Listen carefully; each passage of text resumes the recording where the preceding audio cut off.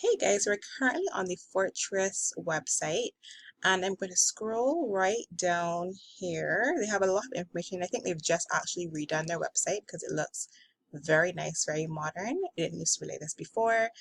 But we're going to come down here to regional funds and then we're going to select, you can see they have three regional funds: Caribbean Growth Fund, Caribbean High Interest Fund, and the Caribbean Pension Fund. The one that we're going to be looking at is the Caribbean Growth Fund. So I'm going to click that there. And, obviously they go through this whole spiel of, what are the objectives of the fund and all that kind of good stuff. But I'm going to just scroll right past that. And I'm going to come down here. How much does it cost to invest in this fund? So the minimum investment is $100 initially. And then subsequent investments are $100, and then also have a savings plan of $50. So I'm going to use this information here to set up I guess our calculator to see how much it will take us to get to 1 million. Also, another thing that we have to consider too when we look about investing and going into a brokerage or anything is the number of fees that they have here. So I love the way that they now have it set out, because it's a lot clearer than their previous website. But they have here manager fees, custodian fees, administrator fees. So that is really nice here. Initial charges, redemption charge, there's none for this particular fund. So let's now jump into the compound interest calculator. Okay, so before we actually look at the compound interest calculator, I want to actually look here at our performance so we can see the NAV for this particular fund. And NAV is net asset value. Sorry, I just had a brain fart, but net asset value. But essentially what that is just the share price. Okay, so we're looking at the Caribbean Growth Fund here, and they have the price date. Fortress does theirs at the end of the month. They only have one NAV for the whole month, and so their NAV per share is $7.38. Obviously have quite a long, but this is what it is. Okay, $7.38. So I also want to just see here, I want to take a look at their 1 year return is 12.09. So obviously I also want to take just a quick look to see where to find their maybe 3-year, 5-year return, because the last year, like 2020, 2021, have been good years in the market, even though the on a personal side, it may have been a very rough year. You lost your job, whatnot, but the economy has been doing very well, as you can see by this 12.09% return. So I know they used to have, what do they call them? These little booklets that would just tell you a little bit about the fund and show you the performance, but I don't see it here. So let me just really quickly try to find it.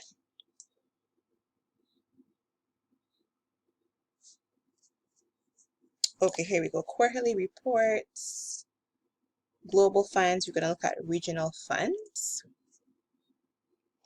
And so this is going to open up here. So the Caribbean Growth Fund, this is what we're looking at. And it's a gain 2.7% in the fourth quarter, and it's up 17.9% over the past year. So this fund did fantastic. If you were in this fund in 2021, you came up licking, essentially is what they're saying, because it did really, really well. So let me see down here. Hopefully you can, let me just increase the size a little bit so you can see we're looking right here. And so it says here, Fortress from inception, it's been an 8.4% increase. Then 9.6 for 3 years, 7.6 for 5 years. So you know what I'm going to actually use for my calculation? I'm going to use the 7.6% over the 5-year period, because that's the lower of the 3 that I looked at. And so periods longer than 1 year are annual compound returns, correct? So I'm going to use that 7.6% as our annual return as an average annual return. And now I'm going to jump into the calculator.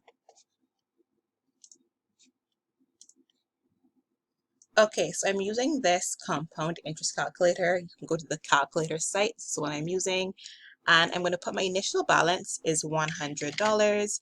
I'm going to put my interest yearly as 7.6%. And compound is, I'm going to put as annual because that's what they said. Yep. Years. So I think it's best to be a long-term investor. I am not really about, necessarily trying to beat the market, that kind of thing. I definitely long-term. So I'm currently 30. I'm not 30. I'm currently 29, but I feel old. So anyways, I have about 35 years, 37 years until retirement. Oops, I don't know why I did that. So let's go back up here. And every month, I'm going to deposit $100.